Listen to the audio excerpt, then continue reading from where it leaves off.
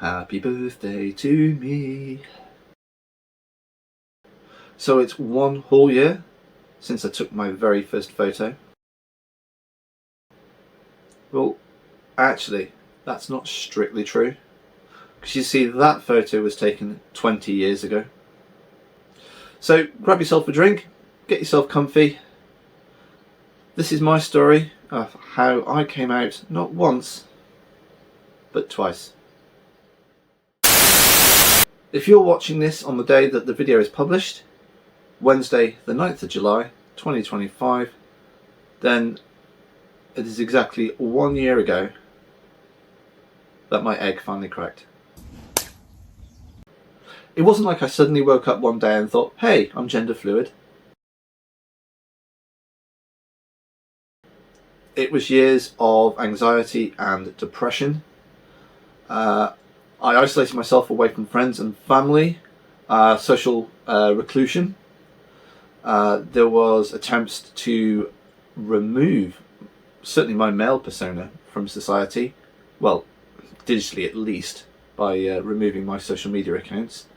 I reached out to the LGBTQ plus community for help and support, and one person in particular really helped me. And Olivia, if you're watching this, I want to say I'm eternally grateful for all the help, support and advice that you gave me in working out what was going on in my head, the turmoil that I was going through, which I later discovered was dysphoria. So that brings me on to today. Why is July the 9th my birthday? Well, the observant among you may have noticed from previous videos that my left hand bears a wedding ring. It is exactly 1 year ago today that I came out to my wife. It was one of the hardest things I've ever had to do, and I've been through a lot in my life. I was so scared of telling her, fearful that it would end our marriage. And I'm sure you're dying to know what happened after I had told her. Well, after many tears and very long conversations, my wife said, if this is something that you need to do, then do it. She then proceeded to give me one of her black dresses, a bra and a necklace. And for reasons that I will get into later in the video, I had an old wig in a bag in the loft, so I proceeded to put together the outfit. This was the first time that I ever dressed en femme in front of my wife. I consider it the birth, or resurrection perhaps, of Emma. I had no makeup skills then. In fact, I had no makeup at all, so it is slightly dysphoric for me to look back on. But then, in a way, it's kind of good, because look how far I've come in just a year. Fast forward 3 weeks from that, and I bought myself some makeup. I had no idea what I really needed. I figured I'd work it out along the way, and it was by no means expensive makeup, just cheap and cheerful. I also bought myself a wig, and I bought some costume glasses. They weren't prescription glasses like these. These are prescription glasses. I can actually see you. Yes, you behind the camera, I can see you. But the costume glasses were feminising, and I thought they framed my face well. My first attempt at makeup was, well, cringy. It looked like I put lipstick on with a yard broom. In August 2024, just over a month after coming out, I'd already started to get a bit better with makeup. There's a couple of photos I'll put on the screen with and without glasses. By October 2024, I'd built up enough courage to go outside, to leave the house. I played it safe to begin with, and I went to towns and cities away from where I live so that no one would recognise me. And we went to exhibits such as gardens, the Butterfly House or Farm in Stratford-upon-Avon, and the Welsh Mountain Zoo in Colwyn Bay, North Wales. And of course you can't go for a day out without having a bite to eat, so we would regularly go out for a meal as well. And that was definitely an experience. Almost every bite of my food ended up with some hair in my mouth. Girl problems, right? So going out in public en femme built up my confidence, but I wanted social acceptance, social validation, maybe. And this is where my trans bestie Nikki enters the story. Now, if you followed me on YouTube for a while, then I'm sure you've seen some of my videos with Nikki. I'll put a few of the videos on the screen there. All the links will be in the description, but you can just go back through the channel and find them.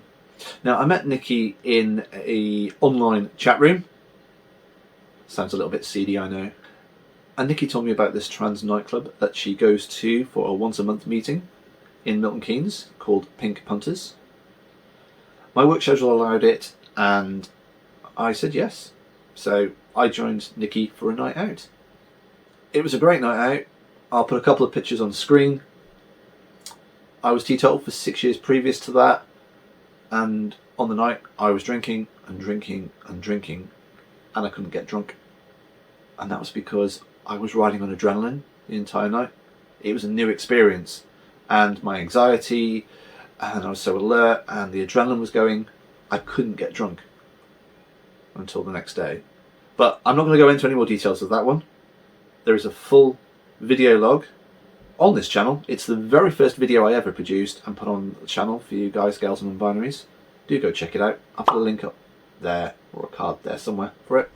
So after that night out at PP's, I had a lot more confidence, and I decided that I was ready to meet one of my best friends in person. Now, I came out to my best friend in July, shortly after I came out to my wife, by text message and a photo. But we arranged a meet up, and we met in person. And my best friend of 20 plus years finally met me. I just wish that everybody could be so as accepting as he is. He's truly an amazing friend. So from this point onwards, I vlogged pretty much all my nights out and my day trips and stuff on YouTube, and to a lesser extent on social media. So I think we will probably leave that there. So now I want you to cast your minds back to earlier in the video, where I mentioned about that wig I had in the loft. Yeah, about that. So let's go back 20 years. The year is 2005.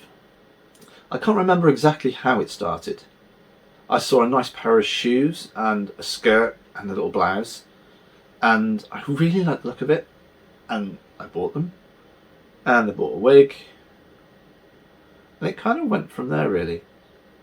I've always loved the way that women's clothing feels. I'll put a selection of photos of Emma 1.0, as I like to call her, for you to have a look on screen. Back then I was very skinny. I was a size 8 to 10 in jeans and skirts, and a size 10 to 12 in dresses and blouses. I'd give anything to be that skinny again. So I came out to family and friends as a crossdresser, which honestly didn't go down too well. I don't think there was a lot of knowledge about crossdressers in general then. It certainly wasn't pushed into the mainstream media. And the internet, I'd say the internet was in its infancy in 2005. I mean, it was certainly developed, but the internet was certainly not as toxic as it is today.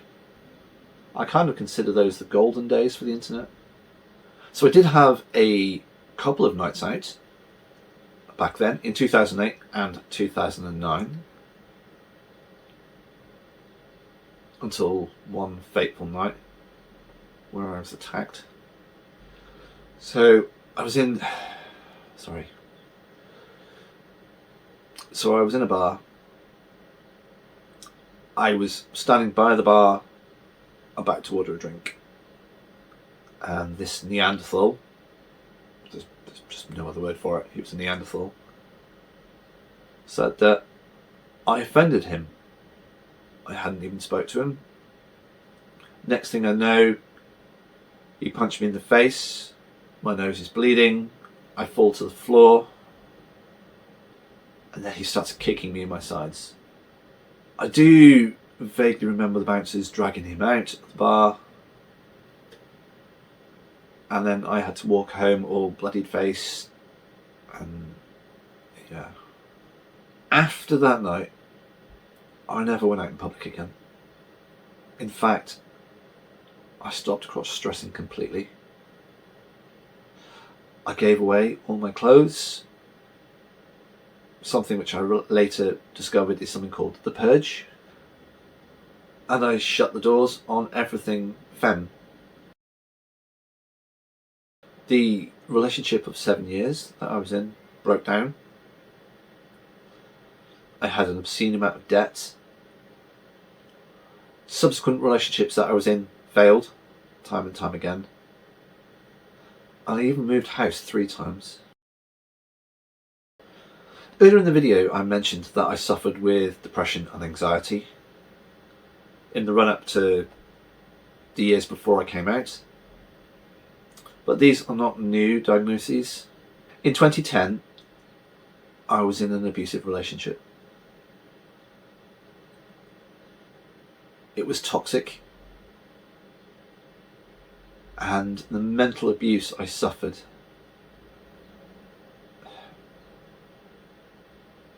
it upsets me now just thinking that I allowed myself to go through that. I was dating an alcoholic depressive with narcissistic behaviour. She made me feel that everything was my fault all the time. There would be days of desire where she'd want me, but then there'd be days of rejection when she didn't. After several months of this, there was an attempt to unalive myself. And it's only after this that I reached out to my GP asking for help. That's where my first diagnosis of clinical depression came in 2010. If we fast forward a few years to 2014, I was again struggling, and I was diagnosed with anxiety. And let me tell you, mirtazapine is a sedative.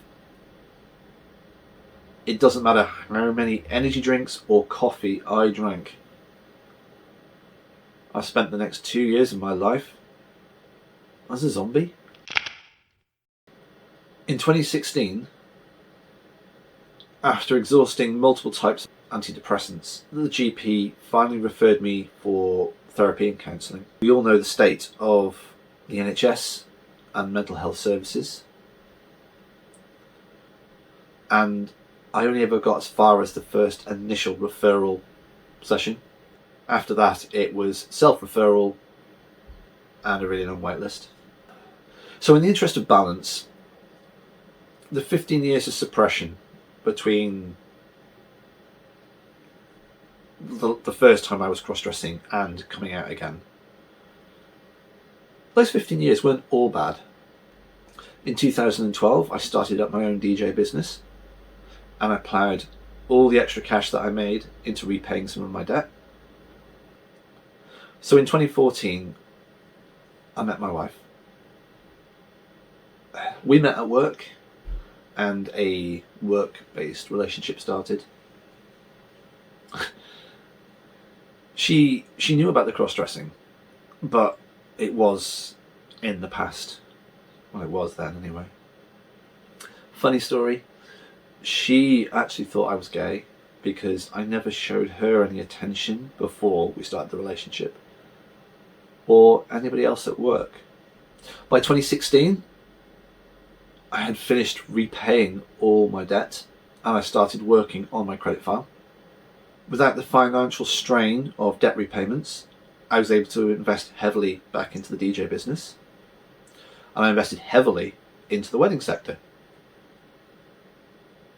By 2018, the business was very successful, so successful in fact that I was able to give up full-time work because I was earning more from my part-time job of DJing than I would earn with full-time work. And in 2019, me and my wife bought our house together. And if we rounded up to the top of the decade, in 2020, some Chinese person ate a bat. So yeah, that's my story. I'm Emma, and I'm gender fluid. I hope you've enjoyed my story, learning a little bit more about my past. If you like this video, do make sure you give it a like, and if you're not already, please do subscribe to the channel. It really does help out. Thanks for watching, and I will see you on a video soon. Now I really want some birthday cake.